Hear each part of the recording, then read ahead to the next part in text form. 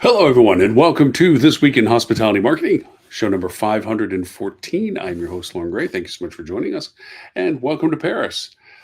We left the Netherlands, and we are now in France. Beautiful, very warm day, and it seems like it's going to be that for a couple of days. I guess in preparation for our return to Florida, we're getting reacclimated to the warmth. But anyways, so thanks again for joining today. If you're catching us on our TV channel, thank you so much for doing that. It's on Roku, Google, Amazon, Apple, all the fun TV, smart TVs that you can put it on. And if you're catching us on the simulcast on Facebook, LinkedIn, YouTube, Twitch, thank you so much for catching us there as well. Topic today, kind of timely in the sense we're a couple of weeks away from the big conferences coming up at the end of June in Indianapolis, High Tech from HFTP, and then of course HSMAI's commercial conference that they integrated all the revenue management marketing together now for a few years. Sadly, regrettably, for the first time, Mr. Bob Gilbert will not be presiding over it after the tragedy of losing him so quickly last year, shortly after last year's HSMAI commercial conference. Strangely enough, so a bit of a sad anniversary rollover for all of that. But given, again, the conferences are coming up in a couple of weeks, and there's going to be a tremendous amount of discussion over current state of everything from marketing, tools for marketing, software for operations, software for revenue management, ways of collaborating information, and so forth. Everyone's going to be looking for the new twist. And I say that from the sense that everybody wants the shiny new object. There are very pragmatic people that come to the conferences, and they're looking for sustainability of good quality impacts of things that will improve their guest experiences and so forth. And actually, our next week's show, also here in France, will be tailored a little bit more towards the uniqueness of some of those things. But today shows a little bit more of the here's what's now happening, here's what's now going on, and here's what's now you need to consider. Obviously, we deal in the world of, at any conferences, we deal in the world of buzzwords. Everybody wants to feel like they can talk well, I wouldn't say intellectually, but well about buzzwords of AI and things like this. And AI is far from being a buzzword anymore. AI is propagated itself into our industry in almost every facet. And if it isn't being labeled with AI, it certainly does have some aspect of that. And we've had several shows in relationship to AI and AI agents and usabilities and platforms. Last week's show is no different in that sense. And the show before that, actually, show 512. Today's show, the topic is really now timeliness of what you're using for the newness of what is in our market space right now. So topic-wise is using AI now for creative video and audio while you can still impress. I say that because all too quickly we're getting dulled to the uniqueness of what AI can produce for us. It's almost, yeah, okay. And we're getting relatively good at being able to indicate or see when AI is being generated for stories. Now, if you're looking for any examples to yourself, for those that use Facebook, which is a very large number of us in the world, you can see now that a lot of the content storylines of is, I wouldn't say clickbait, but are traffic generators. They're trying to show that they can engage people and show good numbers, and that gives them the ability to advertise and so forth. The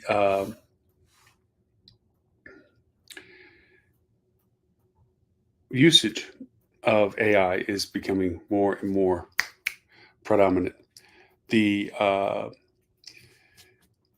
can see that they're adding images and videos to what they're producing to add visualization to the audio. And because of this, they're getting more engagements. So my pause, my mind fluttered for a second as to what we're doing. For that reason, it's old AI. You're seeing things that are done that are very much generated. The visualization has some semblance sometimes towards it. It's almost as if they're using AI to create AI. And it gets that dulled AI-esque looking creation to it. If they're talking about time-sensitive things, it tends to be more related to some clothing variations and pictures of people and so forth that are not quite matched to what is normally expected from that. For that reason, the impact of it diminishes. Still is engaging. There's still a visual component to what they are messaging and the content and so forth that they're generating. But we're seeing that more and more. That you're seeing very long context of stories that are written basically by AI about a topic that is interesting enough for you to look at and see what was written about it. And there's some visualizations that transition from an image to the next and so forth. But even now, those efforts are getting blunted. They're not as effective. They're very transparent in the fact that they're generated not very well. I'm talking more about good creative capability of creating AI content that still impresses people. There is a leading edge to AI and there's a trailing edge to AI. What I just was talking about was a trailing edge to AI. What you need now is a leading edge to AI, and AI is showing more and more creativity when it comes to other things we don't consider. First off, actual videos. Ironically, a week ago, there's been a video that's been going around showing how well, with a little bit of focus on creating what's called framed, using like Google Flow. Google just announced what they were doing, and Flow is their latest iteration of videography creation with AI that integrates with their Gemini and everything else. That you can create progressive framing, video image based on a certain prompt request, another imaging video animation, certain prompt request that progressively put together stitches into a video.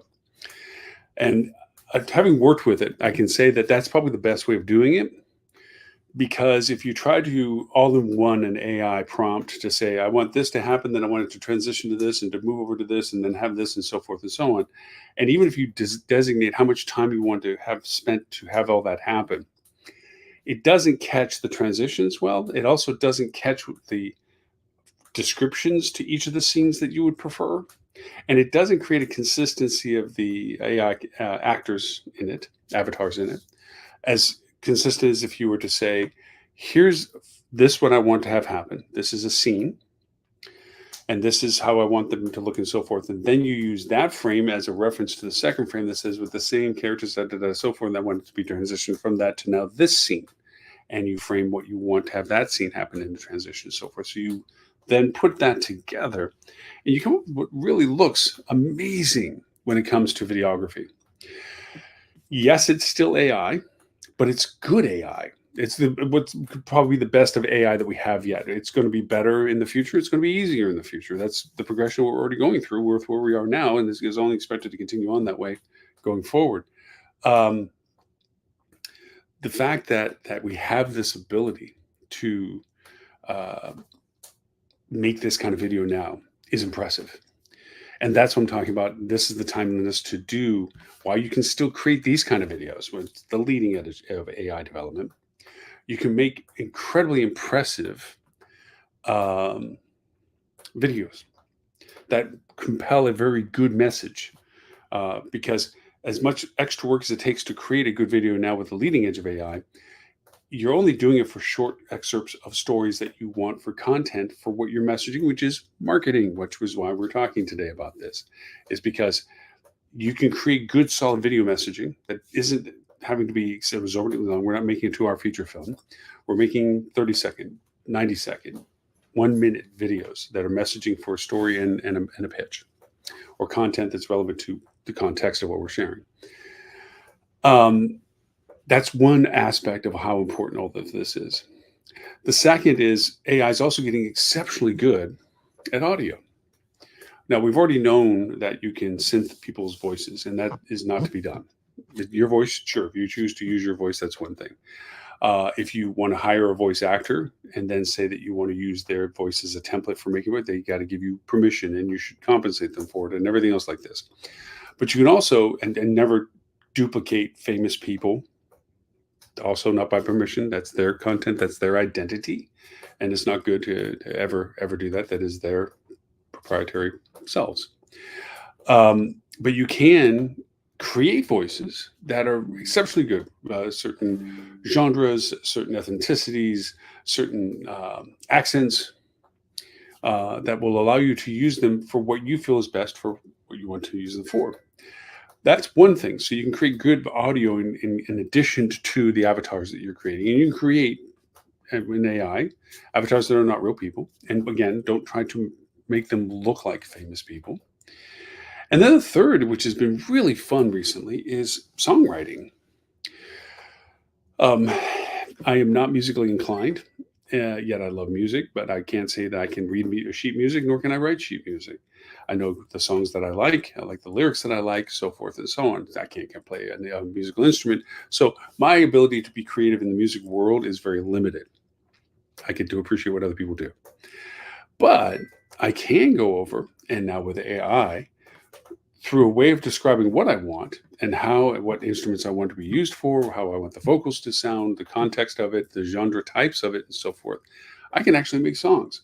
Why is this towards hospitality marketing? It goes back to an older story. Several years back, when Twitter was still something worth advertising on, they had a very thing in their Twitter business advertising program that allowed you to pick music genres to use as a filtering process to target customers, to target guests. And I would, for just nothing more than trying to understand its value, if there was any at the time, I was trying to figure that out. I would pick music genres that I know are applicable to the type of demographics that I was looking for and the personas that I was using for it. And I had that for Twitter. The exponential conversion values that represented was impressive, uh, very large. And then also being able to select artists within that genre even amplified that.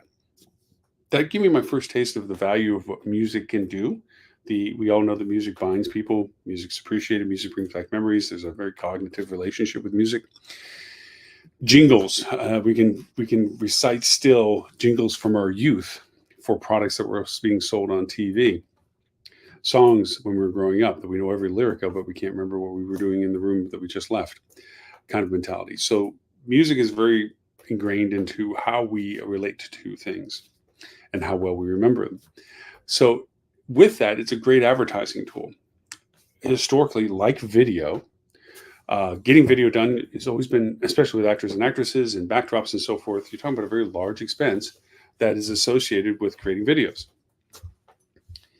You have to stage the area, you have to get permissions, you have to get the actors and actors, you have to pay them, um, and so forth.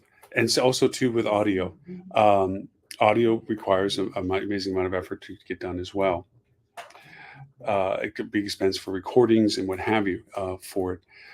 It requires that you have and music. You have to have the music written, the vocals. You have to pay the vocal artists. You have to pay all the ways of distributing, so forth. There's a lot to making jingles and audio commercial ads. That being said, you now have the ability to do it with AI. You get to improve and impress people while it's still new and fresh and very amazing that you're able to do this. That you can go over and make your audios, jingles, and song bits and so forth, and you can put into interlacing, and you can make it into thematic music that you like, and use it in advertising that you're doing, your marketing that you're doing for it, which makes it very impressive to do. Those are the two biggest features I think out of AI that I wanted to say. That with everything going on, I think next week is going to be a little bit juicier of a kind of conversation about what's on the horizon for the horizon for what is happening. Apple just had their conference. Google, as we said, we already referred to the flow that they just released. And it's going to change how we continue to do our advertising. The affordability of creating video, the affordability of doing audio, the affordability of creating the content that we now use has gone beyond just text writing. It's gone beyond simple imagery, which also you have a simple side and you have an advanced side. The more you work with adaptive prompting and create staged prompts and progression, the better the result will be for what you're looking for, rather than accepting whatever variations pop out of a single prompt first edition AI engagement. People are learning that there's specific AI agents that do very good for imaging, very good for video, very good for audio, very good for logos, very good for lots of particular things.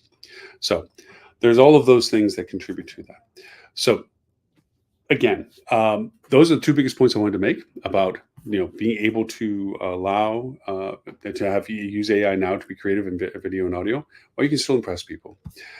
So with that, back to enjoying Paris. I will catch up with you next week about more conversations about what to expect for what's happening for the conference the week after, and go through some of the things that you should be asking, what you'd be doing at the conferences, and what are the things that would be more specific to reaching out and finding out those small details that are the real true success stories of going to a conference and bringing back usable features to your hotel. Once again, for all those who are watching us live on our TV channel, thank you so very much for watching us on the TV channel. It is, of course, our app on Apple iOS and Google Play, and also on the simulcast for all the other platforms. Until next week, my name is Lauren Gray. I thank you for the privilege of your time and look forward